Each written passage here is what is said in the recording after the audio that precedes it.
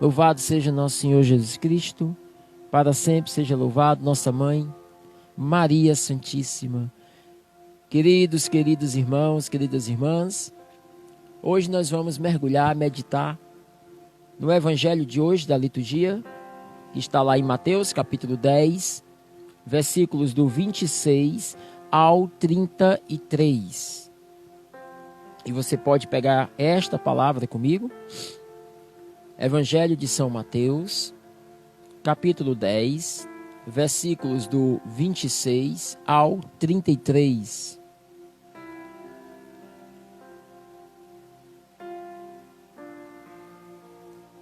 Esta palavra do Senhor hoje para nós nos diz assim, acompanhe comigo.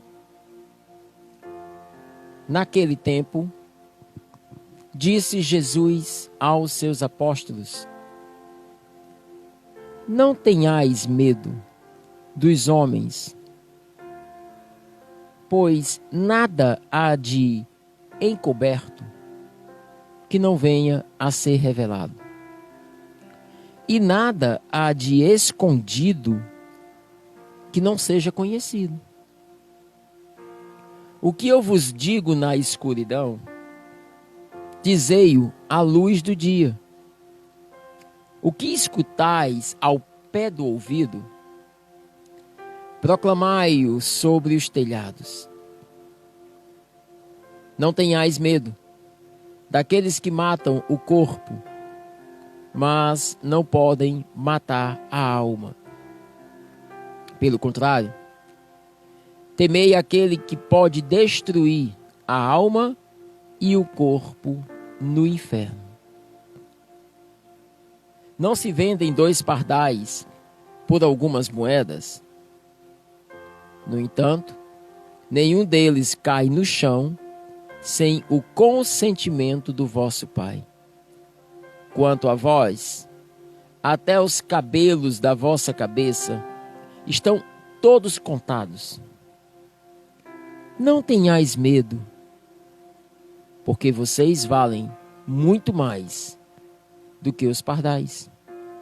Portanto, todo aquele que se declarar a meu favor diante dos homens, também eu me declararei em favor dele diante do meu Pai que está nos céus. Aquele, porém, que me negar diante dos homens, também eu o negarei diante de meu Pai que está nos céus. Palavra da salvação. Glória a vós, Senhor. Queridos, essa palavra de Jesus dita aos seus apóstolos, veja que aqui a palavra já se dirige aos apóstolos, já é em um momento, onde o Senhor já os considera como sendo os seus precursores, aqueles que iriam, após a sua morte e ressurreição, dar continuidade à sua palavra, à sua missão. E Jesus fala para eles assim: não tenhais medo dos homens, pois nada há de encoberto que não seja revelado, e nada há de escondido que não seja conhecido. Jesus está falando para os seus apóstolos aqui, para não terem medo daquelas pessoas que hoje, naquele momento, estavam perseguindo a ele, a Jesus. Olha, não tenham medo dessas pessoas, desses que nos perseguem, desses que nos criticam, que nos ameaçam até de morte. Não tenham medo deles. Porque o máximo que eles podem fazer é matar o corpo. Não é verdade? Então, assim, quantos cristãos, quantos seguidores de Jesus Cristo foram perseguidos e até mortos porque defenderam a causa de Jesus, porque anunciaram Jesus, porque anunciaram a sua palavra e defenderam essa palavra, e por causa disso foram perseguidos, açoitados, passaram por sofrimento, por dor e alguns até mortos, mártires. Mas o máximo que aqueles que perseguiam e matavam poderiam fazer era tirar a vida daqueles que eram cristãos. tirar-lhes a vida, matar o corpo. E aí o Senhor vem aqui dizer isso aqui, né? Não tenhais medo daqueles que matam o corpo, mas que não podem matar a alma. Quem pode matar a alma? Quem pode destruir a alma? E aí Jesus responde, pelo contrário, temei aquele, e aí ele se refere a alguém, temei aquele que pode destruir a alma e o corpo no inferno. E aí Jesus está se referindo a quem? Né? Temei aquele que pode destruir a alma. Quem é que pode destruir a alma? Ora, Satanás, o demônio, esse sim pode, com os pecados, com as seduções, com as tentações, com as propostas anticristãs da nossa vida, destruir a alma, destruir o corpo, lançar a alma ao inferno. E aí, Jesus está falando aqui de um comparativo, está dizendo, olha, vocês não precisam temer aos seres humanos, às pessoas que estão ao vosso redor. Vocês devem temer aquele que pode, pela sedução, pela tentação, pelos pecados, pelas propostas mundanas, perder a vossa alma. Sim, porque o vosso corpo, ele naturalmente um dia vai se acabar. Não interessa se você é perseguido ou não, um dia tua vida findará. Isso é natural. A morte é um processo natural. Mas a alma não, a alma permanecerá. Então eu não devo temer aquele que pode acelerar, por exemplo, o meu processo de morte do corpo físico. Mas sim, eu devo temer aquele que pode destruir a minha alma, condená-la ao inferno eternamente. Em uma outra palavra, lá em Efésios 6, o Senhor vai nos dizer assim, não é contra homens de carne e de sangue, ou seja, não é contra pessoas que estão ao vosso redor que vocês devem lutar, mas é contra os principados e potestades que estão nos ares ao vosso redor, contra o príncipe deste mundo que tenta vos seduzir e vos condenar ao inferno. Lá em Efésios 6, o Senhor nos fala esta mesma mensagem do Evangelho de hoje, mas numa linguagem diferente, de uma maneira diferente. Porém, ambas as passagens vêm nos mostrar a realidade de que nós temos duas perseguições paralelas. Uma perseguição física e uma perseguição espiritual. Nós temos a perseguição física vinda por parte de pessoas que estão ao nosso redor, que muitas vezes não conhecem a palavra de Deus, não vivem uma vida em Deus e que por causa disso, muitas vezes não compreendem nossas decisões, nosso estilo de vida, nossa postura cristã. E aí essas pessoas costumam atacar, criticar, né? E você então,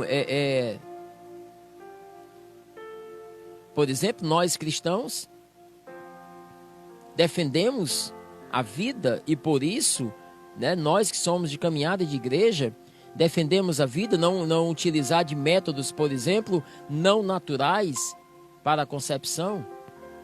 Ora, pessoas que não têm caminhada em Deus não entendem isso. E vai chamar você de louco, de louca. Que história é essa? Né? Por que não se pode usar métodos anticoncepcionais? Então, assim, eu estou citando apenas aqui um exemplo de algo muito simples, de algo muito corriqueiro e que pode se transformar, por exemplo, em um ponto de crítica dentro da tua família. Pessoas que não compreendem tua decisão cristã e aí elas podem te atacar, podem falar. Então, são perseguições físicas.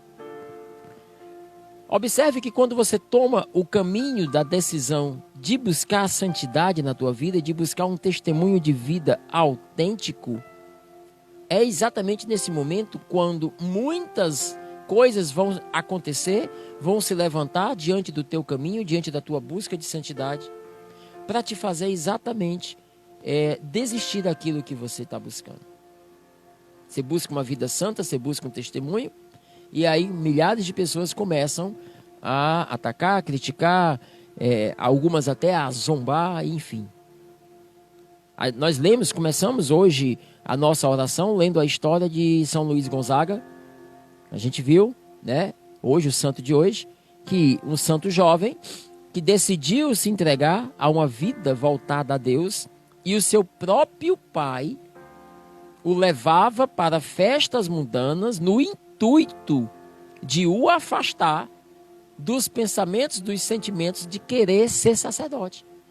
Então, São Luís Gonzaga queria ser padre, queria se entregar a uma vida consagrada, e o pai dele dizia: para que isso? Né? Que história é essa de querer ser de igreja? Tá ficando louco? Vamos para cá. E levava ele lá pro forró. Se bem que se era forró que tinha na cidade dele, né? Eu acho que é mais aqui no nosso estado. Mas assim, levava ele lá pro forró, levava ele lá para as festas, levava ele lá para, né, as festas mundanas, para orgia, para bebedeira, no intuito de fazer com que ele desistisse daqueles sentimentos que ele tinha. O próprio pai. Perseguição de dentro da própria família. Então, isso é o que nós chamamos de perseguição física. Às vezes é no trabalho que isso acontece, gente. Né? Às vezes você está no emprego, no trabalho, onde você procura ter uma postura cristã, e isso te diferencia, isso te faz diferente dos demais que ali estão. Então alguém chega e vai contar ali na hora do almoço, na hora do intervalo do almoço, acolá, do descanso. Aí tá todo mundo junto acolá, descansando, e alguém começa a contar ali uma piada imoral, né? Uma coisa profana, tira ali uma prosa ali que não, né, que não convém. E aí você não ri daquilo, você se afasta daqueles comentários, daquelas piadas, porque você não quer se sujar com aquilo, você não quer se misturar com aquilo dali. E aí as pessoas, quando veem esta tua atitude, começam então a zombar, muitas delas começam a criticar, outras não respeitam. E olha lá, não fala com ele não diz isso para fulano não, que fulano é santo, que fulano é não sei o que, da igreja e BBB e bababá. Isso é perseguição física, né? Nós temos esse tipo de perseguição dentro de casa, nós temos esse tipo de perseguição na família, no trabalho, na faculdade, lá fora, nas amizades, com os colegas. A todo instante nós estamos diante de situações, de momentos na nossa vida, em que nós devemos analisar a situação, mantermos uma postura, e aí, muitas vezes, quando nós mantemos uma postura cristã, nós vamos de contra aquilo que este mundo tanto deseja que nós vivamos como fonte de pecado. Às vezes isso vai acontecer dentro do teu namoro. De repente você está namorando uma pessoa e essa pessoa quer avançar o sinal com você, né? Essa pessoa quer ir para meios que não convém e você sabe disso. E aí você, como filha de Deus ou filho de Deus, você vai colocar limites no seu namoro, né? Olha, isso aqui pode, isso não pode e tal. E quantos namoros vão terminar porque você vai ser cristão? Ou você vai ser cristão? Porque você vai impor limites. Quantos rapazes vão chegar para você, por exemplo, estou falando para as meninas, né? E vão dizer, então você não permite isso, então eu vou terminar o namoro. Querida, por mais que você esteja amando aquela pessoa, é melhor que você arranque um olho, ou é melhor que você arranque a mão, é melhor que doa, é melhor que termine o namoro, do que você condenar a sua alma ao inferno. Nos diz a palavra, né? Em outra passagem que a gente até já viu aqui. Então, tudo isso, gente, são perseguições físicas. E aí Jesus está nos dizendo assim: não temam a essas perseguições físicas. Não temam a esses que podem até matar o vosso corpo. Não temam a esse. Agora, temam a perseguição espiritual. Aí sim. Aí vocês precisam estar preocupados com isso, né? Porque aquele que te persegue fisicamente aqui na terra, as pessoas, deixa eles perseguirem. Mantenha os teus olhos em Deus, mantenha teu coração em Deus. O que vier, deixa cair por terra, deixa passar, enfim. Agora, a perseguição espiritual não. Essa você precisa estar atenta. Essa você precisa estar vigilante. A perseguição espiritual é a perseguição, como diz a palavra aqui, aquele que pode destruir a alma, é a perseguição do demônio, é a perseguição de Satanás. Aquele que tem a astúcia, aquele que tem a inteligência de observar a tua vida. E Satanás, ele é tão astuto que ele olha para o passado da tua vida. Preste atenção nisso que eu vou falar para você.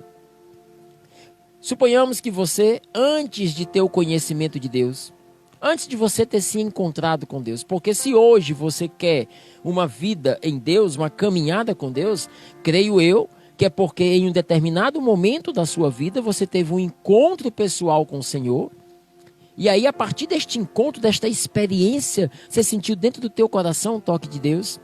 A partir deste momento você resolveu a caminhar, a viver a tua vida agora próxima de Deus, conhecendo a vontade dele e colocando essa vontade em prática na sua vida. Creio eu que a tua experiência hoje é assim. Mas nem sempre foi assim, não é verdade? Pelo menos comigo não, né? Quem quiser saber um pouco mais do meu testemunho, sexta-feira, agora que vem, na live de testemunhos que nós temos aqui na comunidade, sexta-feira, às 5 horas da tarde, eu vou estar na live com o coordenador, João, da nossa comunidade, né? E talvez uma outra pessoa também de comunidade. E nós vamos testemunhar e aí vocês vão conhecer um pouco mais do meu testemunho para aqueles que não conhecem. Mas nem sempre foi assim, né? Eu também já fui uma pessoa completamente desviada, afastada, mergulhada no mundo. E eu acredito que muitos de nós que estamos aqui nessa live também fomos assim. Então, quando não éramos de Cristo, quando não estávamos em Deus ainda, lá no nosso passado, antes da experiência com Deus, o que a gente fazia? E aí está o segredo da ação da perseguição espiritual de Satanás. Preste atenção nisso que eu vou te explicar. O que eu fazia antes de conhecer a Deus? Né? Eu era uma pessoa que gostava, por exemplo, de ouvir funk. Eu era uma pessoa que usava drogas. Eu era uma pessoa que bebia muito, né? Eu era uma pessoa que me irritava a qualquer coisa, eu gritava, eu batia, eu brigava mesmo, de tapa, de murro. Quem era você antes de conhecer a Deus?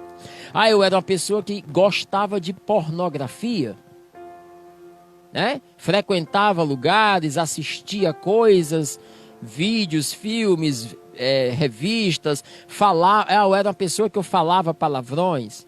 Quem era você antes de conhecer a Deus? Eu era uma pessoa que eu roubava, que eu furtava. Quem era você? O que acontece, queridos, é que quando eu conheço a Deus, eu tenho uma experiência com Deus no meu coração, e esta experiência me leva a desejar conhecer a vontade do Senhor, e ao conhecê-la, eu me liberto, eu deixo para trás tudo aquilo que eu vivia antes de conhecer a Deus. Não é assim o processo de conversão? Conhecereis a verdade vos libertará? Então, por exemplo, se eu usava drogas, eu não uso mais. Se eu bebia, eu já não bebo mais. Gostava de ir para o baile funk, agora também não vou mais. Eu usava roupas curtas, agora eu não uso mais. Eu roubava, eu furtava, né? Eu era briguento, enfim. Aquilo que você fazia, você agora entende que não deve fazer mais. E aí tudo bem, agora você vive uma vida em Deus, agora você vive uma vida afastada de tudo isso que você vivia antes de fazer todas essas coisas, antes de conhecer a Deus. Acontece o seguinte, que aquilo que eu fazia no passado da minha vida deixa marcas, deixa cicatrizes. Sim, a experiência com Deus, ela me cura destas coisas, mas as cicatrizes, elas não se apagam. Não é porque você conheceu a Deus que o teu passado de vida foi apagado. Uma amnésia, um vácuo. Eu olho para o meu passado e eu já nem lembro mais do que eu fazia. Não. Se você parar agora e lembrar do que você fazia, você vai lembrar. né? Se você voltar ao teu passado, quem era você? O que é que tu fazia? Na tua juventude, enfim. Você vai lembrar, porque eles continuam ainda na sua mente, guardados dentro da sua mente. E Satanás conhece a tua vida. O demônio sabe de tudo que você fazia, sabe de tudo que tu gostava de fazer. O demônio sabe do prazer que você tinha em realizar estas coisas. Por isso que no evangelho de hoje, quando Jesus vem dizer, não tem mais aqueles que matam o corpo, mas, ao contrário, aquele que pode destruir a vossa alma e condená-la ao inferno. Ele está querendo exatamente nos trazer o entendimento de que Satanás, por ter o conhecimento da nossa história, do nosso passado, conhecer o que fazíamos, conhecer as nossas fraquezas, os prazeres mundanos que nos atraía no passado, ele pode agora, nós agora que somos de Cristo, nós agora que somos de caminhada, ele pode trazer à tona aqueles sentimentos, aqueles desejos. Então, de repente, você é uma pessoa de Deus, é uma filha de Deus, um filho de Deus. E aí, do nada, você está no lugar onde começou a tocar aquela música, aquele funk que você costumava ouvir, que você dançava quando você ia lá no baile funk. Não é? E aí aquela música começa a tocar e você está aqui, você é uma pessoa de Deus, você é uma pessoa de caminhada, mas aquela música não foi apagada da sua mente. Quando ela toca, você lembra, rapaz, eu já dancei muito isso. Eu me lembro da época que eu ia para o baile funk. E aí, quando esta lembrança retorna, muitas vezes ela vem também trazendo sentimentos da época. E às vezes, se você não tiver cuidado, se você não tiver vigilância, a lembrança daquilo que tu fazia antes de conhecer a Deus vem à mente e vem também trazendo os sentimentos da época. Aquele prazer mundano que você sentia na época, agora volta ao teu coração. E se você não tiver cuidado, este prazer, ele vem seduzindo, ele vem como proposta de sedução. Filho, filha, se você não vigia, daqui a pouco tu tá procurando essa música aí no YouTube para ouvir de novo. Deixa eu ouvir só para me lembrar como é que era. Assim acontece com aquele que bebia, assim acontece com aquele que usava drogas. Assim acontece com aquele que buscava pornografia, com aquele que vivia o homossexualismo, por exemplo, antes de conhecer a Deus, e aí deixou tudo isso, agora caminha uma caminhada em Deus, mas o demônio conhece a tua fraqueza, ele sabe do que tu fazia antes de conhecer ao Senhor. Ele sabe dos prazeres que você sentia no pecado que você vivia antes de conhecer a Deus. E agora ele coloca uma pessoa novamente na tua vida, na tua frente, que pode trazer estas lembranças novamente, esses sentimentos. O cheiro do álcool, alguém que apareceu ali com a droga, situações em que você que era uma pessoa raiventa, briguenta antes de conhecer a Deus, agora o demônio cria ali diante de ti uma situação para te tirar do sério, para fazer renascer de novo aquele homem velho que havia em você, aquele que briga, aquele que bate. Se nós não tivermos cuidado, o passado que nós deixamos lá atrás, quando conhecemos a Deus, ele pode vir nos assombrar hoje novamente, nos seduzir, nos dar vontade de voltar ao passado e fazermos aquilo que fazíamos antes, de voltarmos a sermos o homem velho, que deixamos para trás e que agora vem nos assombrar e nos convidar a viver aquelas experiências que nós vivíamos lá atrás. Quem nunca ouviu uma música, quem nunca teve um sentimento lá atrás, que sentia prazer e que depois de conhecer a Deus, ouviu novamente essas coisas e sentiu vontade novamente de fazer essas coisas. Todos nós. Eu, você, todos nós. É por isso que a busca de santidade diária, o caminho de espiritualidade, de conversão, é algo que deve ser buscado todos os dias pela graça do Espírito Santo, para que quanto mais eu venha a buscar a santidade, mais eu fortaleça a minha decisão em Deus e mais eu enfraqueça a força do meu prazer mundano deixada lá no passado. Querido, se você não tem vida de oração hoje, se você conheceu ao Senhor, mas você não tem vida de oração, Se você não reza, se você não lê a palavra de Deus, se você não busca vivê-la, se você não tem espiritualidade na sua vida, se você até caminha numa caminhada com Deus, na igreja, no grupo, na pastoral, seja lá onde for, mas você não tem vida de oração, me desculpe, você corre grandes riscos, sério risco, de novamente ser seduzido pelos prazeres da tua vida velha antes de conhecer a Deus. E acontece um fenômeno que nós costumamos dizer na vida espiritual, que chama-se de oscilação espiritual. O que é oscilação espiritual? Sabe, cristãos que têm uma caminhada em Deus, mas que não têm estabilidade em Deus. Como é que é isso? Ora estão bem, ora estão mal. Existem momentos, fases na vida da pessoa, que você olha para aquela criatura e aquela criatura está muito bem. E aí, como é que você está? Eu estou ótimo, estou na graça de Deus, estou vivendo uma experiência linda com Deus agora. Passa-se alguns dias, passa talvez um mês, quando você volta de novo que você vai falar com a pessoa está arrasada, não está bem, está sem unção, a pessoa está triste, a pessoa está deprimida, enfim, aí você vai ver o que é. Não, é porque eu estou passando por uma fase da minha vida terrível. Estou passando por um momento na minha vida onde parece que está tudo caindo, eu estou me deixando levar por coisas que eu sei que não é boa. Aí depois passa um tempo de novo, você encontra a pessoa está reerguida, a pessoa voltou a uma caminhada espiritual. E por mais que a gente diga assim, mas a nossa caminhada é feita de altos e baixos, de queda e de se levantar. Sim, a nossa caminhada espiritual é feita de altos e baixos, de queda e de se levantar. Mas na medida em que nós vamos amadurecendo na caminhada espiritual, essas oscilações, elas vão diminuindo, né?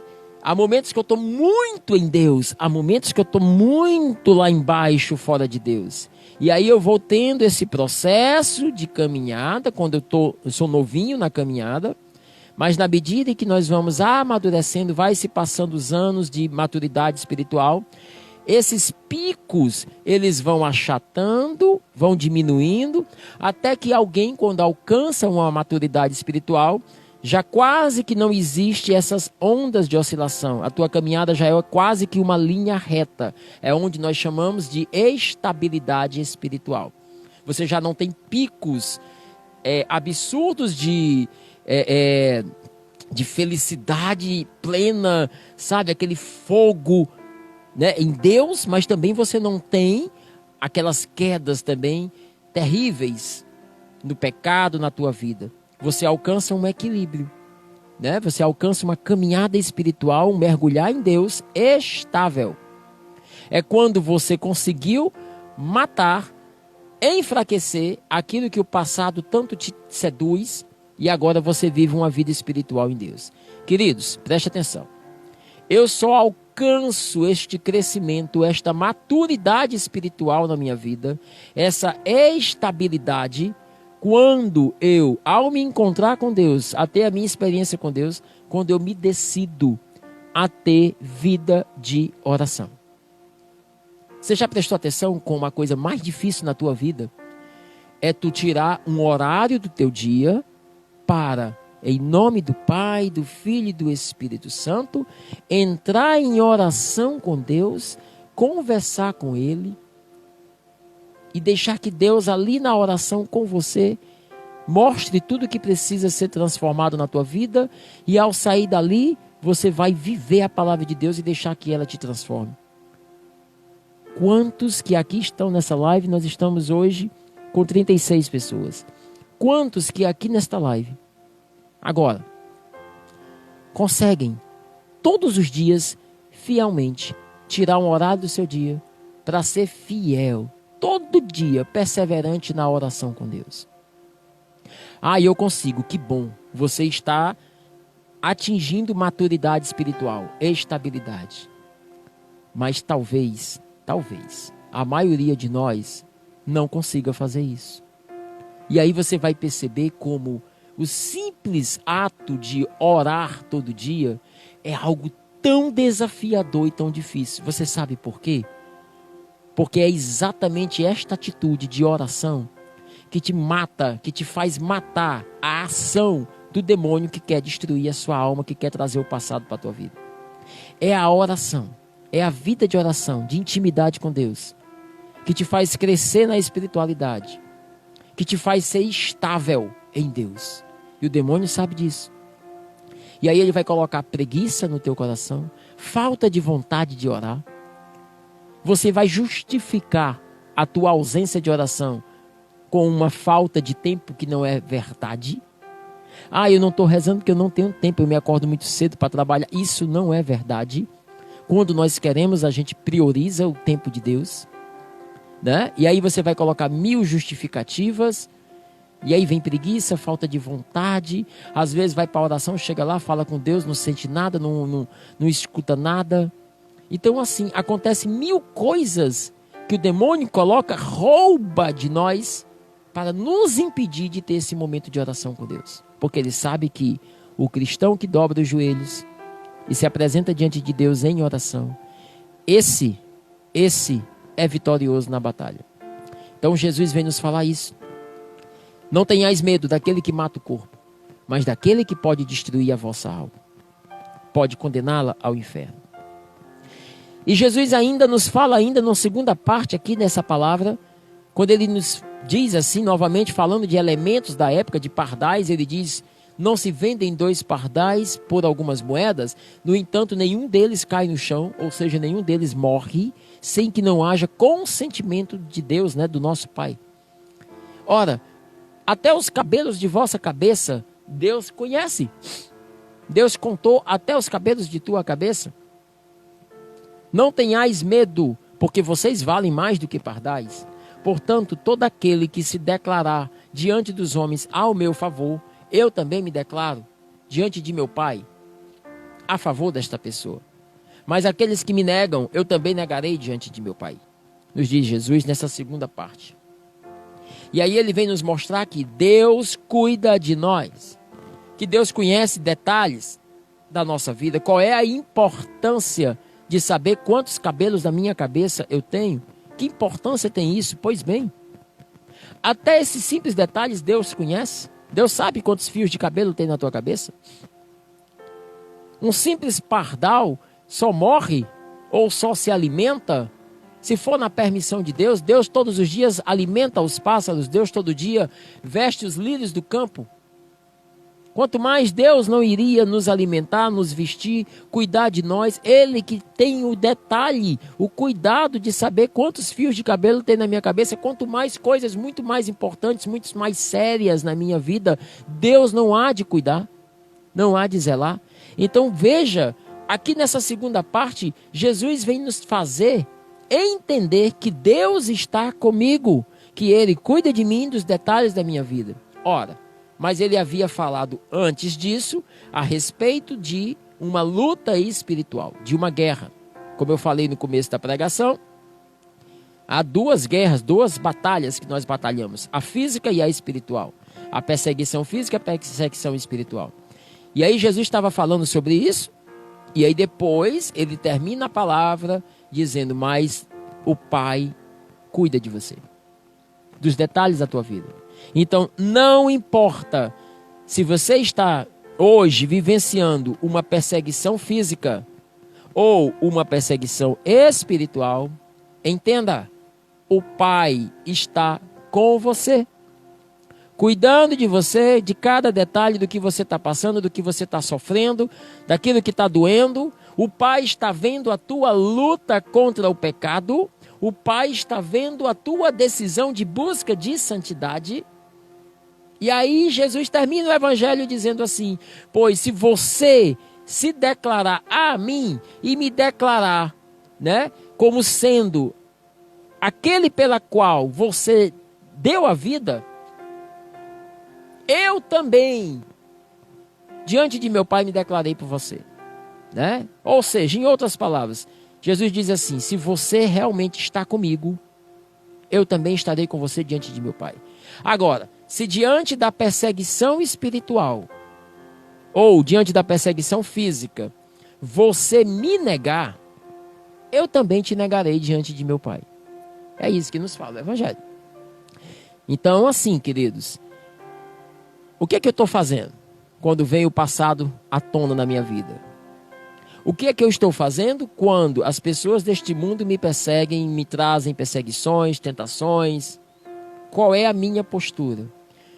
Diante da perseguição espiritual, diante da perseguição física, como eu tenho me posicionado? Qual é a minha posição? Quais são os meus pensamentos? Como é que são as minhas palavras? Como é que são as minhas atitudes, as minhas decisões? Eu estou me deixando levar por essas perseguições?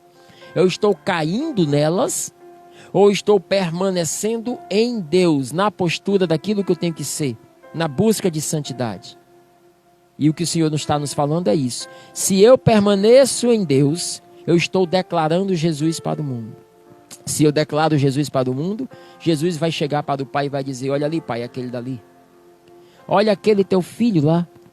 Olha como ele, diante da perseguição física, diante da perseguição espiritual, tem se mantido fiel. Porque ele está na oração e aí ele tem forças e ele tem se mantido fiel. Porém, se eu nego a Jesus, se eu caio, se eu me deixo levar por tudo isso, se eu abandono a minha fé, diante do Pai também, Jesus vai dizer: Pai, aquele ali se desviou. Pelo menos tem de misericórdia de sua alma. Então, hoje esse Evangelho vem nos fazer refletir sobre esta realidade da nossa vida, que são as perseguições, tanto física como espiritual, e vem nos convidar a sermos maduros na espiritualidade, a não oscilarmos tanto na nossa caminhada espiritual, a buscarmos uma vida de oração, de intimidade com Deus mais profunda, para que isso gere em nós força de estabilização espiritual. Só assim nós conseguiremos vencer as perseguições físicas e as perseguições espirituais que este mundo e que o príncipe das trevas nos impõe. Amém, queridos? Louvado seja nosso Senhor Jesus Cristo, para sempre seja louvado. Fecha.